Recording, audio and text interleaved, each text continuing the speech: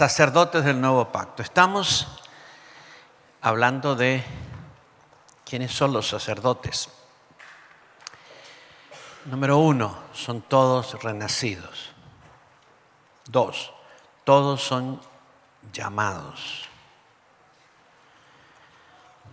3, todos son ungidos.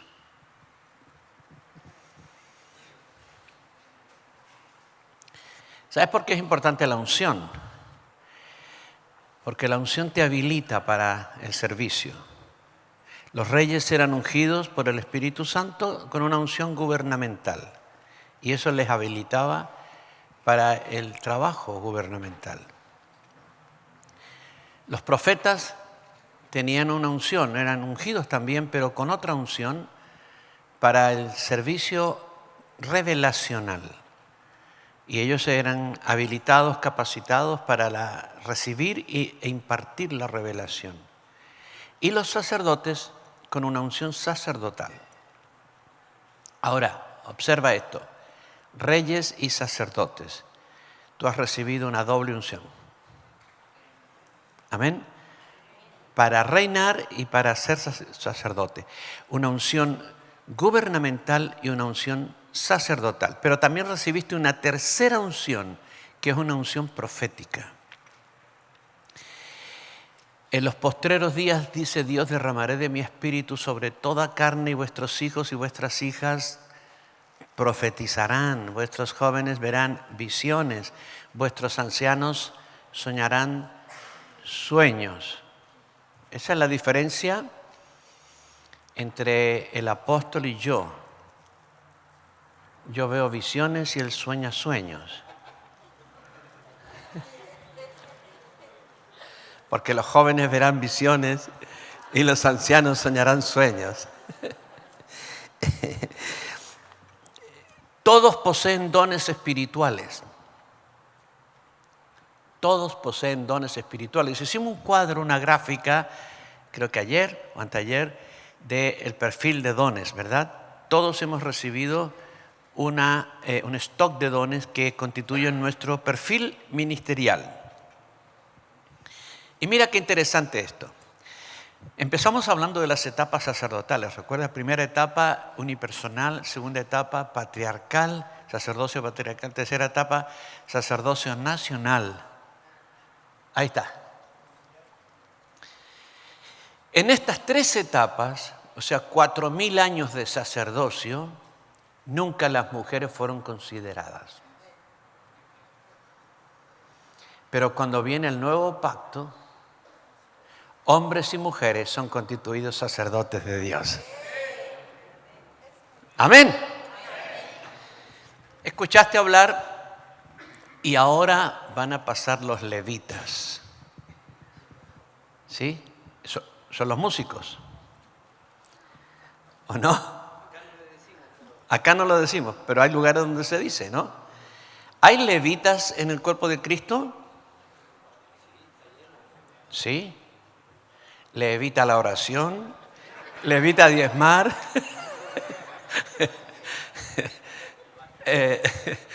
Pero en el cuerpo de Cristo todos son sacerdotes. Todos son sacerdotes. Entonces cuando tú dices, tú eres el sacerdote de la casa, ¿sabes de dónde viene eso, no? Sacerdocio patriarcal. Es diferente decir tú eres el líder espiritual de la casa porque eres cabeza. Si el esposo es el sacerdote, la mujer entonces no lo es. Pero estamos en el nuevo pacto, recuerden, ¿sí? Nadie quiere volver a los sacerdocios anteriores. ¿Amén? Todos son sacerdotes. Ok. Hablamos entonces de que los sacerdotes son constituidos en el nuevo pacto por el poder de la vida eterna que está en nosotros, de la vida indestructible. Hablemos del templo. Jesús le dijo a la mujer samaritana, mujer, viene el día y la hora donde ni en este templo ni en Jerusalén adoraréis al Padre. La mujer está diciendo, ¿dónde hay que adorar? ¿Cuál es el lugar? Ustedes dicen que es Jerusalén, nosotros los samaritanos, que es aquí en el monte Gerizim. Jesús le dice, mujer, viene el día y la hora donde ni en este monte ni en Jerusalén adoraréis al Padre. Y le dice, es ahora, es ahora. Ok. El templo de Jerusalén fue ordenado, más bien ungido por Dios cuando Salomón lo edificó. Igual que el tabernáculo, Moisés terminó el tabernáculo y la gloria del Señor llenó el tabernáculo.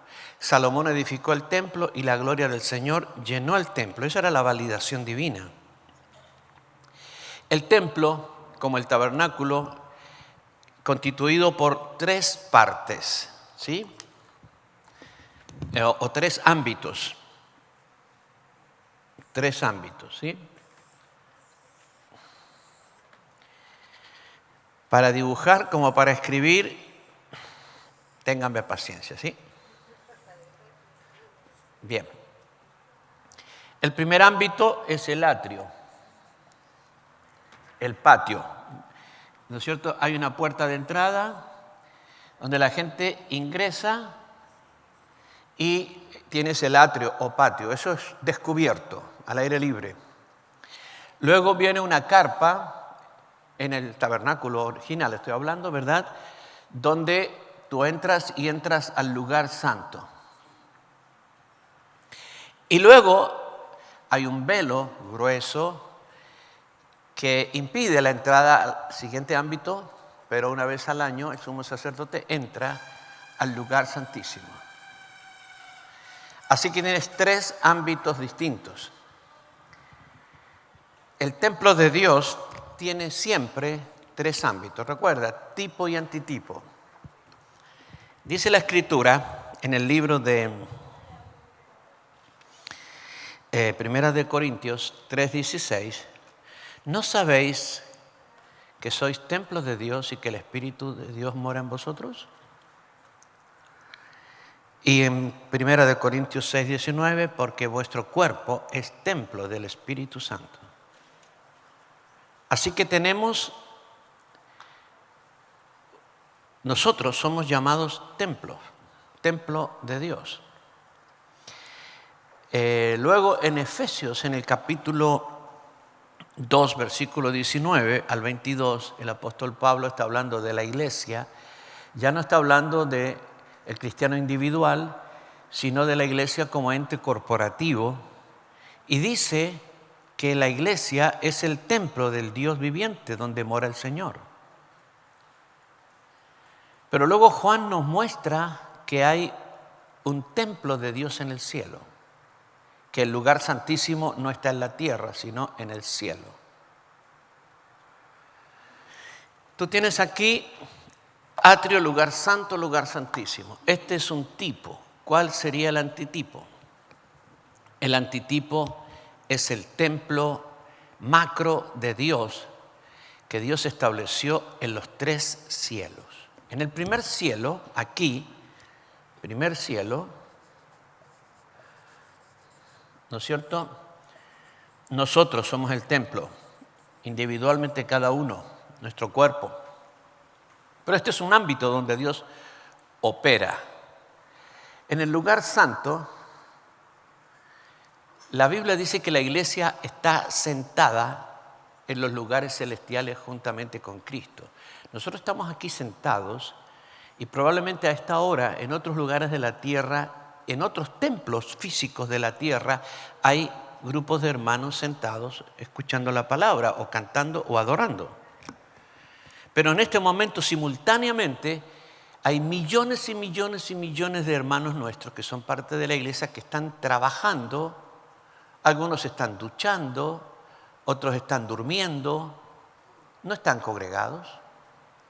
Por no estar congregados, ¿no son la iglesia? ¿Es la iglesia? Sí. Siempre, ¿verdad?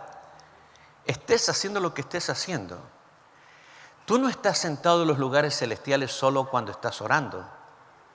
Tú estás sentado en los lugares celestiales cuando estás durmiendo, cuando estás comiendo, cuando estás trabajando, cuando estás estudiando, cuando te ríes, cuando te enojas, Cuando estás durmiendo para un lado y tu esposo para el otro. Estás sentado en los lugares celestiales. Esa es tu posición. ¿Dónde están los lugares celestiales? En el segundo cielo. En el segundo cielo. Así que la iglesia como tal, como cuerpo espiritual, la iglesia como casa de Dios, existe como habitación de Dios en los lugares celestiales, en el segundo cielo. ¿Sí? Y acá tenemos la iglesia. Pero en el tercer cielo está el lugar santísimo. Y en el tercer cielo, ¿no es cierto?, también está el templo de Dios. De manera entonces que tienes el atrio en el primer cielo, el lugar santo o la iglesia en el segundo cielo y el lugar santísimo en el tercer cielo. Sí, solo que no me permite escribir. Pero acá tienes, ¿ves? Acá al aire libre, el atrio. Luego el lugar santo y luego el lugar santísimo. Los tres ámbitos. Son tres ámbitos muy distintos, muy diferentes. Cada ámbito tiene un altar, tiene un mobiliario. Y nosotros tenemos que aprender el mobiliario y cómo funcionar en el mobiliario. Somos sacerdotes, ¿verdad? El atrio tiene un altar, el altar del sacrificio. Ahí está, activo, echando humo, hay un sacrificio arriba. Ese altar es la cruz de Cristo. La cruz de Cristo, donde se resuelven los pecados del hombre. Ese altar es el altar donde se produce la expiación y la sangre es derramada, ¿verdad? Bien. De manera que ese altar, aunque la cruz ya no existe físicamente, la cruz sigue existiendo para salvación de los que no creen todavía, de los que no han entrado todavía al reino, y aplicada a nuestra vida también, a la carne, ¿verdad? Somos crucificados, nuestra carne y el mundo es crucificado en la cruz de Cristo. La cruz está operativa. Hay gente que lleva la cruz colgadita acá, ¿verdad? Está bien, maravilloso. Y eso es bueno, pero métela más adentro. Bien, pero la cruz, toda persona que es salvada pasa por la cruz. Pero antes de pasar por la cruz, pasa por la puerta. La puerta del templo de Dios es Cristo. Así que entra por la puerta. ¿Dónde está la puerta? Entra por la puerta, va al altar. En el altar está la expiación para la justificación, ¿verdad? El hombre es justificado, pero luego tiene que ser lavado. Hay una fuente o el lavacro, ese es el bautismo. Mira, cuando Ananías llega a hablar con Saulo, que Saulo había tenido la revelación de Cristo en el camino a Damasco, él recibe instrucciones que espere en Damasco. Saulo está hace 3 días orando, esperando. Llega Ananías y le dice: ¿por qué te detienes? Levántate y bautízate y lava tus pecados, invocando su nombre. El bautismo primeramente es un lavamiento de los pecados. No es que el agua del bautismo tiene poder para lavar los pecados, pero al bautizar a la persona, bautizarse con agua, sus pecados son lavados por la sangre de Jesús. Entonces la persona necesita pasar por la cruz y pasar por el lavacro para que sean perdonados sus pecados, lavados sus pecados. Una vez que estos dos poderes operan en la persona se convierte en sacerdote. Este lugar, el lugar santo, es lugar privativo de sacerdotes. Privativo de sacerdotes. Espiritualmente, este es el lugar donde estamos nosotros todo el tiempo. Somos sacerdotes. En el nuevo pacto, físicamente estamos en el mundo, espiritualmente estamos en el lugar santo. Todo el tiempo, todo el tiempo, todo el tiempo. Día y noche hagamos lo que hagamos. Nuestro espíritu está en el lugar santo. Amén. ¿Qué hay en el lugar santo? En el lugar, ¿cómo puedo poner acá? Voy a borrar esto.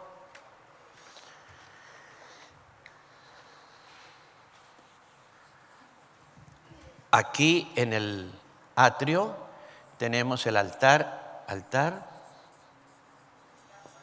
que es la cruz, y tenemos el lavacro, que es el bautismo. ¿Qué hay en el lugar santo? Lo primero que hay en el lugar santo es un candelabro. ¿Sí? De acá se ve muy chiquito, de ustedes ni lo ven, pero ustedes miren por la fe. En algún momento van a ver, ¿no? Hay un candelabro, hay una mesa de los panes y hay un altar del incienso. Entonces tenemos el candelabro, la mesa de los panes y el altar del incienso. 3 elementos, ¿sí? El candelabro es la revelación de la palabra. Mira, aquí corresponde Hechos 2:42. Y perseveraban en la doctrina de los apóstoles. Esta es la iglesia, ¿sí? Estamos en el ámbito de la iglesia, el lugar santo. Y perseveraban en la doctrina de los apóstoles. Es la palabra revelada, ¿sí? Número 1, eso es el candelabro. Número 2, la mesa de los panes es la comunión. ¿Qué era la mesa de los panes? Se ponían 12 tortas o 12 panes, pan amasado diríamos hoy día, y cada pan representaba una tribu de Israel. Así que allí la mesa, ya está la mesa. Ahí están los 12 panes. Bueno, yo no los veo muy bien, pero ahí están los 12 panes. Pero eso está mejor que esto, ¿verdad? ¿Sí? No, yo me siento acomplejado con eso. Por favor. Me están dando un mensaje, ¿no? ¿Sí? Gracias. Apoyo, sí. La mesa de los panes, mira. Entonces, la mesa de los panes, 12 panes representando cada pan una tribu. En esa mesa está todo el pueblo de Israel. La mesa de los panes es la koinonía. Perseveraban en la doctrina de los apóstoles, en la comunión unos con otros, ¿sí? Y también esa mesa es la cena del Señor, el partimiento del pan, ¿sí? Y las oraciones, el altar del incienso, ¿no? El altar del incienso. Aquí tenemos la mesa de los panes, acá tenemos la koinonía y la cena del Señor. Y en el incienso tenemos la oración en el espíritu. Y voy a explicar por qué. No es cualquier oración, sino oración en resurrección, en el poder de la resurrección. El incienso cumple su propósito cuando es quemado. Y cuando es quemado, sube como una nube y expande su olor. Así que si el incienso no recibe fuego, no tiene ningún propósito espiritual. Cumple su función cuando se quema, cuando muere. Cuando muere, se libera lo que tiene el incienso, el perfume aromático. El incienso es la oración en el espíritu, la oración en el poder de la resurrección. Dios no recibe cualquier oración, amados, sino la oración en espíritu. Amén. Muy bien. Y en el lugar santísimo, ¿qué tenemos en el lugar santísimo? El propiciatorio. El propiciatorio, que es llamado el trono de la gracia o el asiento de la misericordia. El trono de la gracia. El trono de la gracia es un tribunal. Esta noche, si el Señor lo permite, vamos a hablar de la oración judicial. La oración judicial. Y vamos a aprender cómo operar en el trono de la gracia. Porque tú tienes que aprender a operar en los 3 altares. En el altar de la cruz, en el altar de la oración y en el altar judicial, en el trono de la gracia. Este es el sacerdocio del nuevo pacto. Nosotros tenemos que ser expertos en operar en los 3 ámbitos. Pero tenemos la Escritura para enseñarnos y tenemos el Espíritu para guiarnos. Amén. Entonces, voy a dejar en suspenso el tema del trono de la gracia. Solo que hay una promesa implícita que Dios no puede fracasar cuando dice: acerquémonos confiadamente al trono de la... Escucha, confiadamente. ¿Qué significa confiadamente? ¿Sí? Confiadamente. Significa que tienes que entrar, y esa es la invitación, entra con toda la seguridad de que Dios te va a responder. No hay ninguna duda de que Dios te va a responder. Ese versículo te garantiza que Dios te dará gracia y misericordia y socorro. Esas 3 cosas. Gracia, misericordia y socorro. Y vamos a ver esta noche cómo operar en el tribunal, en el trono de la gracia, de manera judicial. La importancia de la justicia y el asunto judicial en el nuevo pacto. Amén. Muy bien. Ahora, hemos visto el templo. Yo estoy dando una panorámica del sacerdocio según el orden de Melquisedec. Escribí un libro que se llama Sacerdotes del Nuevo Pacto, que es una pincelada de lo que es el trabajo del Nuevo Pacto, como sacerdotes del Nuevo Pacto. Sigo escribiendo y voy a seguir escribiendo sobre nuestro trabajo sacerdotal en el Nuevo Pacto. Pero esto que hablamos ahora es una síntesis de lo que implica o de lo que es el sacerdocio según el orden de Melquisedec. El órgano servidor. Hablemos de ese tema, el órgano servidor. En todo el antiguo pacto, Dios mandó a los hombres que le sirvieran de todo corazón. Amarás al Señor tu Dios con todo tu corazón, ¿sí? Con tu mente, con tus pensamientos. El corazón es el factor clave de todo el servicio a Dios en el Antiguo Testamento. De hecho, en algún momento Dios le reclama al pueblo y le dice: este pueblo de labios me honra, pero su corazón está lejos de mí. El órgano servidor en todo el Antiguo Testamento era el corazón. Recuerda que no había regeneración. No había regeneración, los hombres estaban muertos en delitos y pecados, pero Dios les mandaba servir y servir con lo que tenían. ¿Qué era lo que tenían? Su corazón, su alma, su corazón.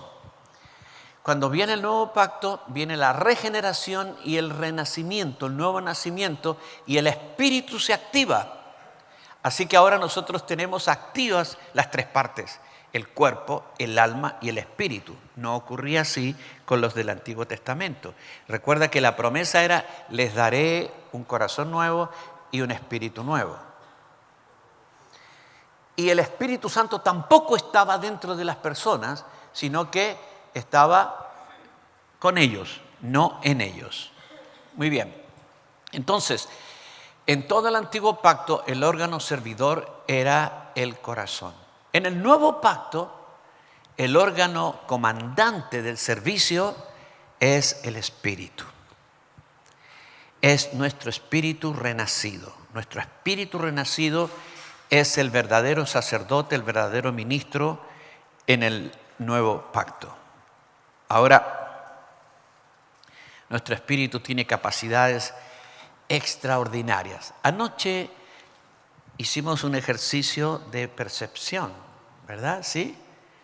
Tú debes practicar y debes avanzar y activar, mantener activo tu espíritu. Mientras más lo activas, más fuerte será, más rápida será la percepción que el Señor te da y estarás más listo para recibir revelación, remas del Señor.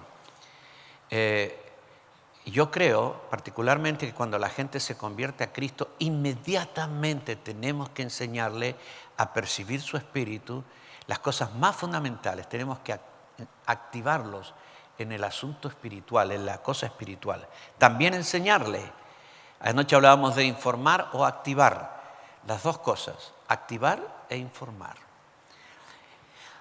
El espíritu puede ver, y todo esto es la dimensión espiritual. Recuerda que tenemos un sacerdocio espiritual, puede ver, puede oír, puede hablar, puede oler, puede percibir, tocar, comer, gustar, puede gozarse, entristecerse, puede enojarse. El espíritu puede trasladarse. Tomemos esto aquí.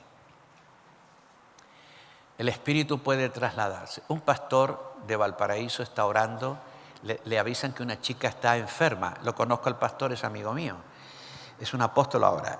Y él le dicen, no recuerdo el nombre, pero por ejemplo María está en el hospital Van Buren en Valparaíso, está en terapia intensiva. Por favor, ore por ella. El pastor recibe el mensaje, el WhatsApp, entra a su habitación y ora. Padre, oro por María. Ahora en el nombre de Jesús voy donde estás tú, María. Impongo mis manos sobre ti y espíritu de muerte te echo fuera de María. Te vas ahora en el nombre de Jesús. Y ahora en el nombre de Jesús vive y eres sana por el poder de Dios. En el nombre de Jesús. Termina su oración. Al otro día la mamá va a ver a su hija. La hija le dice, mamá, me quiero ir a la casa porque ya estoy sana. La mamá dice, hija, no te puedes ir a la casa, estás muy enferma. El médico dijo ayer que vas a estar varios días acá porque tu caso es muy grave. No, mamá, yo estoy sana, me quiero ir, estoy sana. Y entra la discusión. La hija le dice, estoy sana desde anoche que vino el pastor a orar por mí. ¿Qué pastor? Dice, ¿qué pastor vino? La mujer indaga. Anoche vino alguien, entró para orar por mi hija. No, señora, nadie ha entrado, nadie ha venido. En ese momento el pastor va entrando para ver a la muchacha. Y cuando va entrando, la chica dice, el pastor, ese pastor vino a orar por mí. Pastor, ¿verdad que usted vino a orar por mí? El pastor queda con un signo así. El espíritu tiene el poder de trasladarse. ¿Cómo se traslada? Lo diriges por medio de tus palabras. Tú no tienes límites. Tú puedes ir a la China en un instante. Si alguien está enfermo en Punta Arenas, en el nombre de Jesús, Carlos, estoy en tu casa, ahora pongo mis manos, tú puedes ministrar aquí o allá, da lo mismo, no tienes límites. Amén.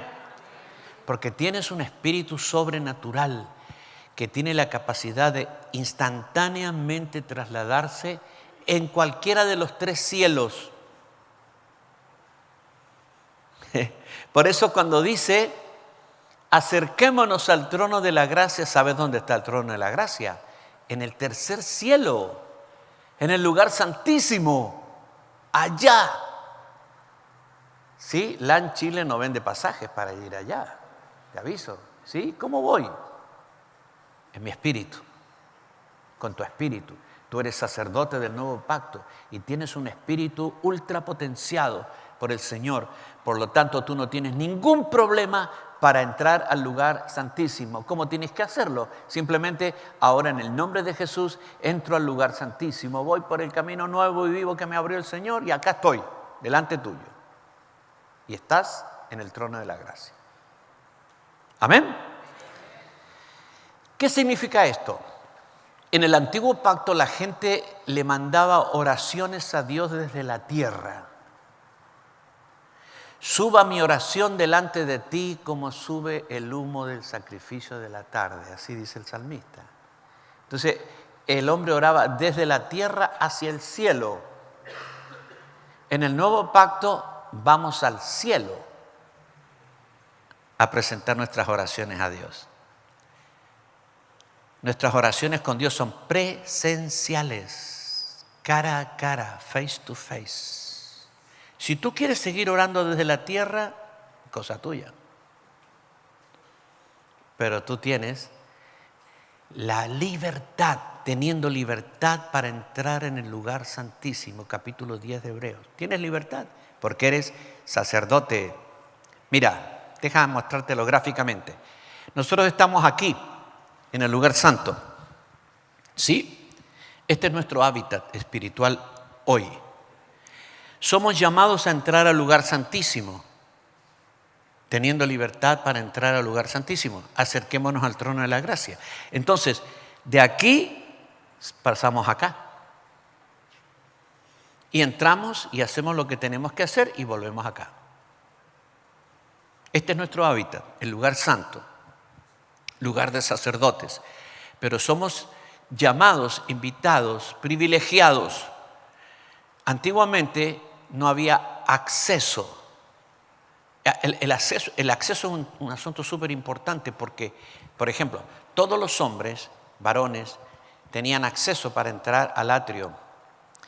En el tiempo de Jesús, Herodes había hecho un templo y él hizo varios patios. Entonces, tú entrabas al templo y el primer patio era el patio de los gentiles. Hasta aquí estaban los gentiles. El segundo patio, el patio de las mujeres.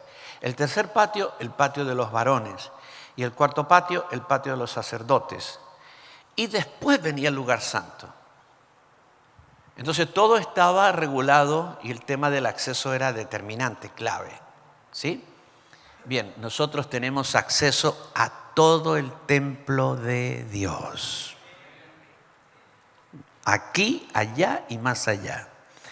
Ahora, nuestro espíritu tiene esa facultad porque somos sacerdotes del nuevo pacto según el orden de Melquisedec y nosotros podemos ir y ministrar y hacer todo lo que tenemos que hacer. El espíritu es la clave de todo lo que hay que hacer en el nuevo pacto, no el corazón. El corazón es un esclavo hoy día. No es el protagonista, antiguamente sí, pero hoy día el protagonista de toda la vida espiritual, de la relación con Dios, del ministerio, de la evangelización, del sacerdocio pleno, todo es nuestro espíritu. Y nuestro espíritu es la máquina que lleva atrás el alma, el cuerpo. Pero la máquina es el espíritu.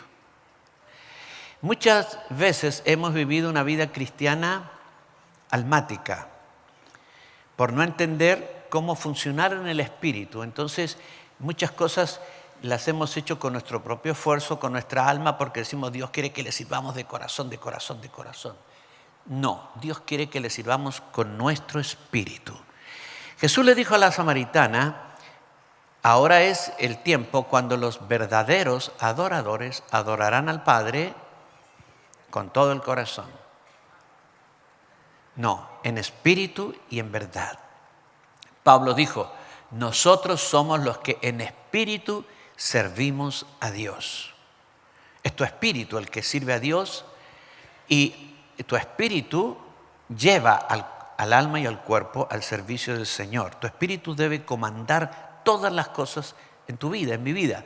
Por eso somos llamados a andar, a caminar y a vivir en espíritu. Amén. Bien, el espíritu debe ser el comandante de nuestra oración. La oración en el espíritu en gran medida tiene una conexión con hablar en lenguas, pero también oras en espíritu en tu propio idioma. ¿Cómo sabes lo que tienes que orar? ¿Cómo sabes cuando tienes que orar? Te traen una petición y te dicen, ora por esto. ¿Cómo sabes cómo tienes que orar por aquello? A veces lo sabemos instantáneamente. El Señor te dice, ora en esta dirección. Pero a veces si oras en esa dirección estás interfiriendo el propósito de Dios con alguien y deberías orar en otra dirección. Dice la palabra, orar como conviene, no lo sabemos, pero el Espíritu nos ayuda. Descubrí que cuando no sé cómo orar por algo, comienzo a orar en lenguas, porque hay una promesa, el que ora en lenguas pida en oración poder interpretarla, y yo me tomo de eso y enfoco el problema, empiezo a orar en lenguas y empieza a venir el flujo de revelación en qué dirección tengo que orar. Y entonces oro en español. ¿Sí? Es fácil. ¿Cuántos de ustedes hablan en lenguas? ¿Y cuántos de ustedes no hablan en lenguas? Bien.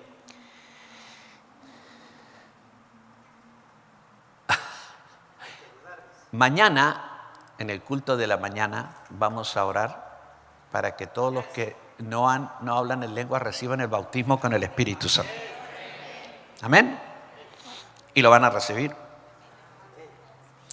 Bueno, entonces, el Espíritu nuestro es el comandante. Amén. Es el comandante. Nosotros, fíjate, nosotros somos llamados a hacer guerra espiritual con poderes de las tinieblas, principados, potestades, gobernadores. ¿Sabes dónde? En las regiones celestiales. ¿Y quién se mueve en las regiones celestiales? Tu cuerpo no se mueve en las regiones celestiales. Mi cuerpo se mueve en las regiones terrenales, pero mi espíritu tiene autoridad en las regiones celestiales. ¿Amén? Bien. ¿Cuál es el contenido de la administración? Ya hemos visto entonces, aquí en el atrio se ministra salvación. En el atrio se ministra al necesitado la salvación. Y esa salvación incluye también milagros de sanidad. Tú sabes que hablamos ayer del perfil, del prototipo del ministro del nuevo pacto, que es una persona que ministra palabras y ministra obras. La evangelización desde el origen, desde que Cristo comenzó a predicar, implica palabras y obras. El evangelio predicado, la salvación predicada, implica que el hombre va a recibir la salvación como bien espiritual, pero también beneficio físico o de otra clase a través de milagros. Dios les da ambas cosas. Ojo, que muchas veces se dice a la persona, ¿cuántos de ustedes están enfermos? Pasen acá, pasa la gente, en la campaña evangelística. Muy bien, el Señor los quiere sanar, pero ustedes primero se tienen que entregar al Señor. ¿No es una coerción? Lo que vemos es que Jesús sanaba a todos. A todos. Y porque Él sanaba, la gente creía. Entonces tú eres llamado en el atrio a sanar a todo el que te pida. Vaya a creer o no, Jesús sanó a 10 leprosos y uno solo volvió. A ti no te interesa. Tú tienes que ministrar en el atrio, que hoy día es el mundo, ministrar sobrenaturalidad, ministrar la palabra, ministrar la salvación a todos los que están listos. Amén. Pero sanidades, milagros, así por doquier. Muy bien. En el lugar santo, que es la iglesia, ¿qué ministramos? Ministramos, número 1, la gracia a través de los dones, de la multiforme gracia de Dios. Como sacerdotes del nuevo pacto, ministramos la gracia. Segundo, ministramos la palabra. Tercero, ministramos el poder de Dios. Por eso Pedro dice en primera de Pedro, cada uno según el don que ha recibido, ministrelo a los otros como buenos administradores de la multiforme gracia de Dios. El que habla hable conforme a las palabras de Dios. El que ministra, ministre conforme al poder que da Dios. Así que en el lugar santo ministramos la gracia a través de los dones, la palabra de Dios, el poder de Dios, el amor de Dios, ¿sí?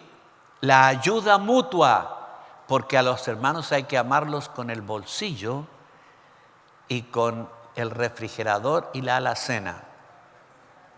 ¿Sí? ¿Amén? Muy bien.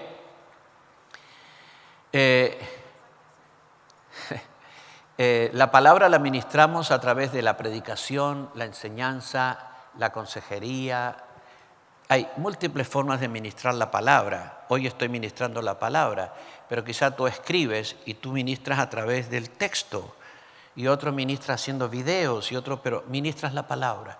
Cuando tú estás ministrando a la iglesia, tú estás en el segundo cielo. Hoy estamos aquí en el segundo cielo. ¿Sabía usted? Estamos en el segundo cielo. Físicamente estamos en Arica, espiritualmente estamos en el segundo cielo. Y esta ministración está ocurriendo en el segundo cielo. Amén. En el tercer cielo, esta noche vamos a hablar de eso, pero en el tercer cielo ministramos adoración en espíritu. Tú ves que el tercer cielo está lleno de adoración, lleno de adoración. Y oí la voz de los seres vivientes que decían, santo, santo, santo. Y los 24 ancianos se postraron y tal, ¿no es cierto? Y luego oí la voz de millones y millones y millones de ángeles que decían, es pura adoración. Así que nosotros tenemos que ir al lugar santísimo a adorarlo a Él. Amén. Amén. No adores desde la tierra, anda al tercer cielo y haz tu adoración allí. Y además intercedemos. La intercesión es un asunto clave. Y esa intercesión se realiza en el trono de la gracia. En el trono de la gracia. Muy bien. Así que tenemos el contenido de la oración. Ahora dice la Escritura que nosotros como sacerdotes presentamos sacrificios espirituales aceptables, agradables a Dios.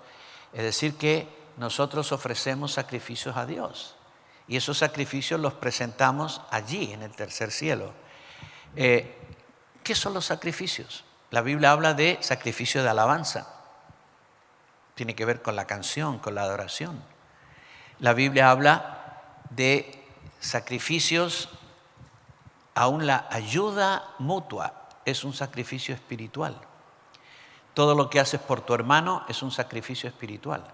Cuando tú estás ofrendando, tú estás haciendo un sacrificio espiritual, ¿sí? Tú estás dando dinero aquí, pero ese dinero allá, porque,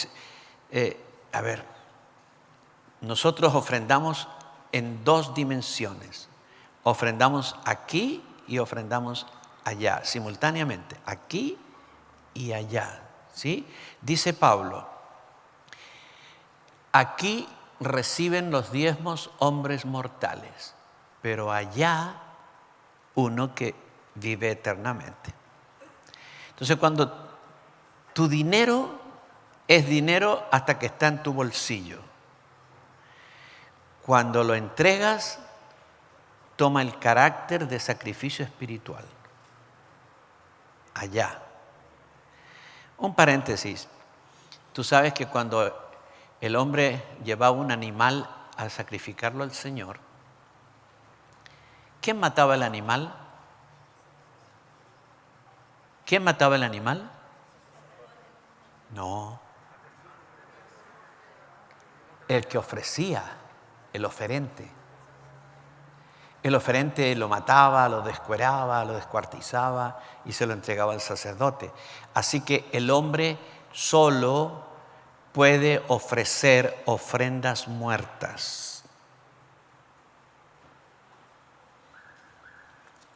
Solo puede ofrecer ofrendas muertas.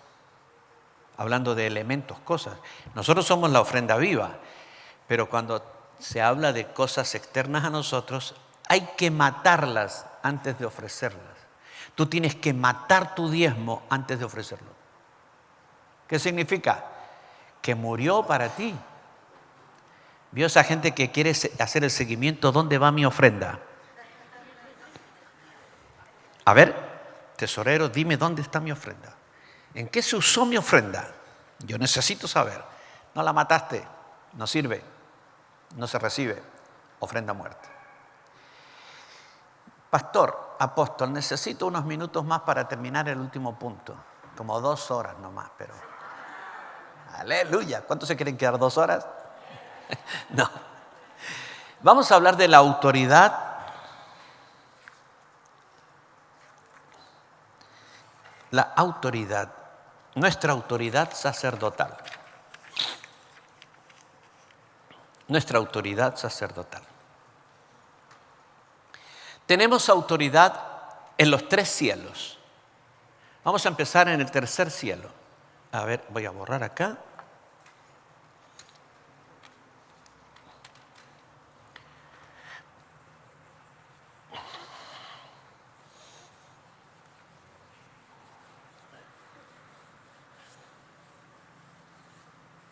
Ok.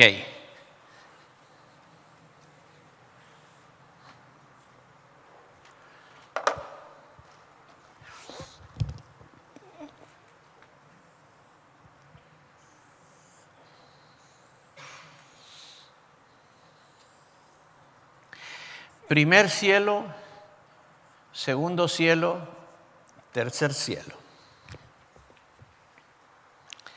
Nuestra autoridad como sacerdotes del nuevo pacto existe para los 3 cielos.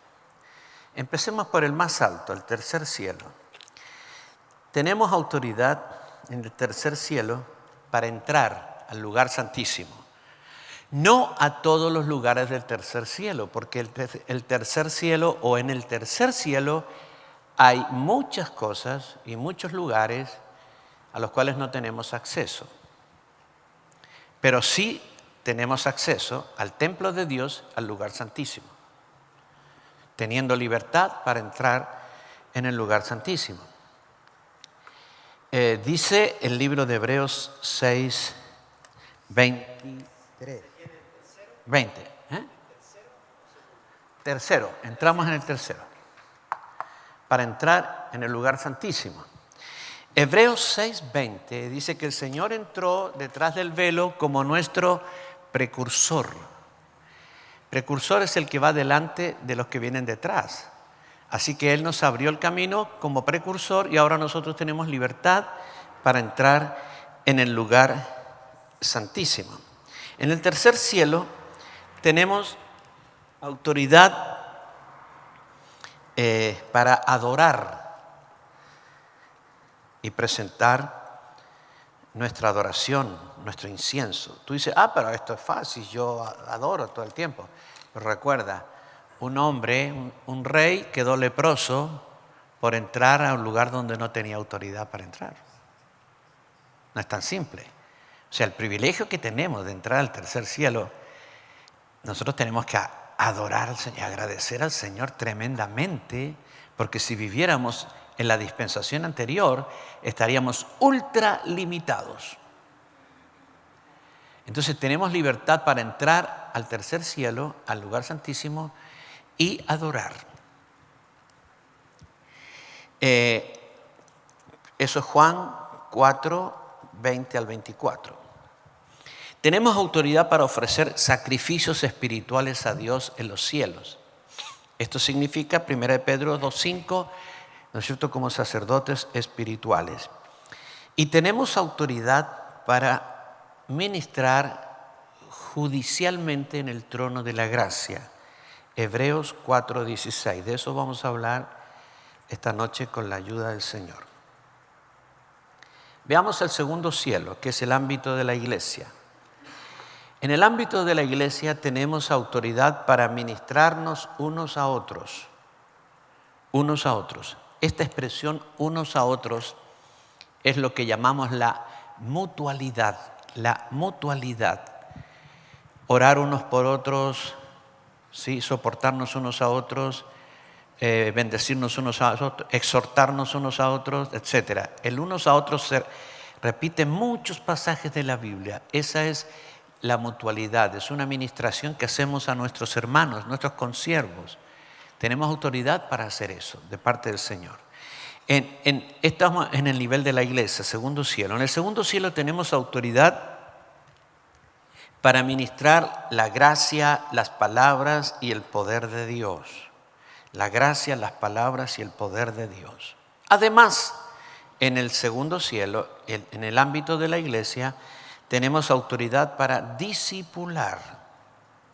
Discipular, Mateo 28, 18 al 20. Mira, en el segundo cielo no solo está la iglesia.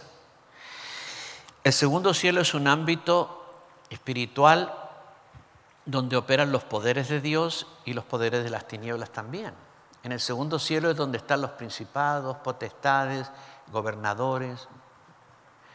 El segundo cielo, los lugares celestiales. Empezamos a hablar de nuestra autoridad en la iglesia para ministrar, el segundo cielo. Pero si sales del ámbito de la iglesia, ¿tienes autoridad para ministrar en las otras áreas del segundo cielo? Sí. Tenemos autoridad para hacer guerra espiritual contra principados, potestades. Tenemos autoridad no solo para hacer guerra espiritual, sino para gobernar espiritualmente. ¿Por qué? Porque hemos sido sentados juntamente con Cristo. En la cima del segundo cielo hay un trono y allí estamos sentados juntamente con Cristo y todo está bajo nuestros pies. Todo, principados, potestades, todo está bajo nuestros pies. De manera que cuando hablamos de la guerra espiritual, estamos hablando de una autoridad que la tenemos y la usamos cuando es necesario. No estamos todo el día peleando con demonios, pero la usamos cuando es necesario y siempre vamos a tener victoria. Porque escucha, no tenemos autoridad en el segundo cielo. Escucha esto. No tenemos autoridad en el segundo cielo. Somos la autoridad del segundo cielo. ¿Puedes creerlo, verdad? Bien.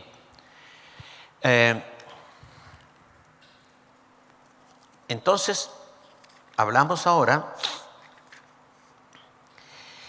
de nuestra autoridad en el mundo. Nosotros tenemos aquí en este mundo autoridad para tomar territorios y liberar. Por eso tomamos ciudades, por eso cuando vamos a evangelizar, a veces el Señor nos manda a rodear un lugar y tomarlo para Él, y lo tomamos y es nuestro. Tenemos autoridad para hacer eso de parte del Señor. Tenemos autoridad para operar contra las enfermedades y espíritus malignos. ¿Cómo podríamos sanar a los enfermos si no tenemos autoridad para sanar a los enfermos? Pero tenemos autoridad de Dios para hacerlo. Por eso, usando la autoridad que tenemos, sanamos a los enfermos, echamos fuera a los demonios. Hacemos todo lo que hacemos porque usamos la autoridad que Dios nos ha dado. ¿Cómo se usa la autoridad? Mira, hay una diferencia entre autoridad y dominio. Tú puedes tener la autoridad y no dominar. Tú puedes estar autorizado, pero no dominar. Pero tú dominas cuando utilizas la autoridad. El dominio se produce por el uso de la autoridad. Entonces la iglesia no solo debe creer y saber y gozarse en que tiene autoridad. La iglesia recibió autoridad para dominar.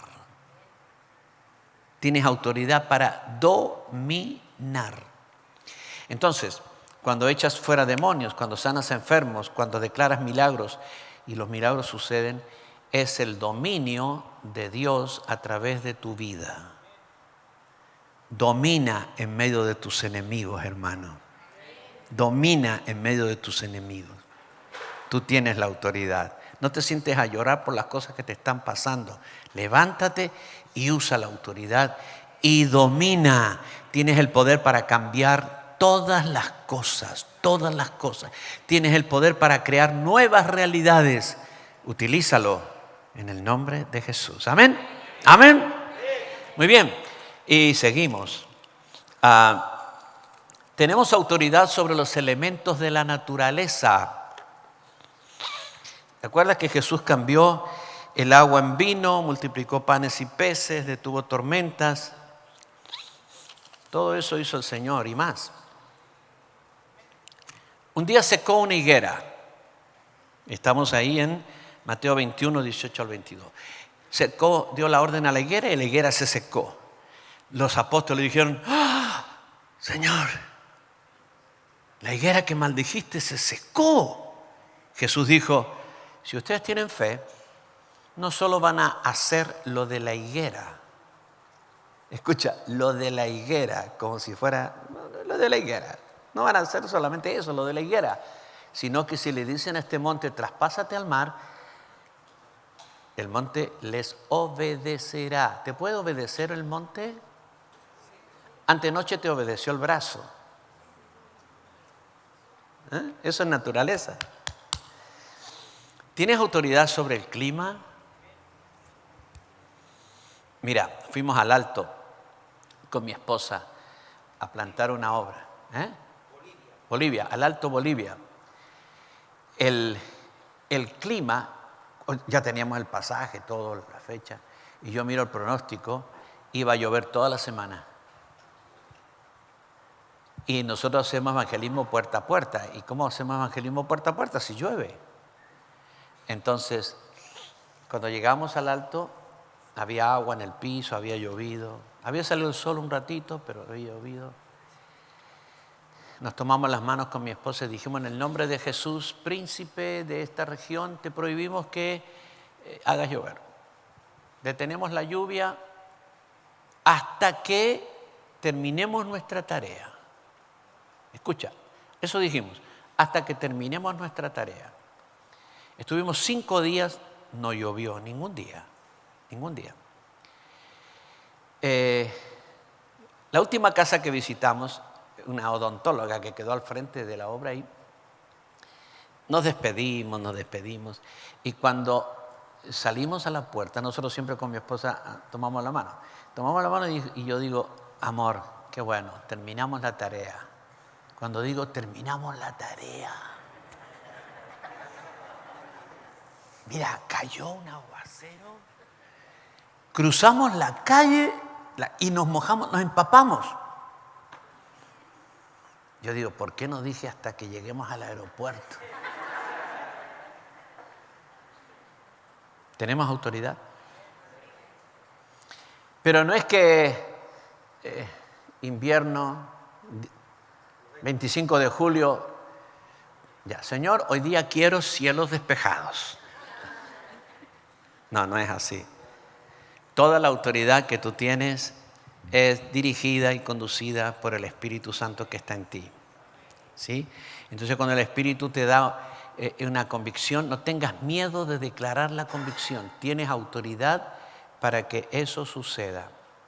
Autoridad de Dios. La tenemos, pero hay que usarla. Somos sacerdotes ultrapotenciados. Jamás un sacerdote del Antiguo Pacto llegó a pensar y a imaginar que en algún futuro habría sacerdotes que tendrían este poder y operarían en todas las dimensiones existentes en la creación. Entonces, nosotros tenemos una unción tridimensional, una unción triministerial, por decirlo así, como una unción sacerdotal, gubernamental, profética, ¿sí? Tenemos un ministerio tridimensional para operar en las 3 dimensiones y una autoridad tridimensional en las 3 dimensiones. El único cuidado que debemos tener es en todo lo que hacemos, ser guiados por el Espíritu Santo. Amén. Que el Señor les bendiga.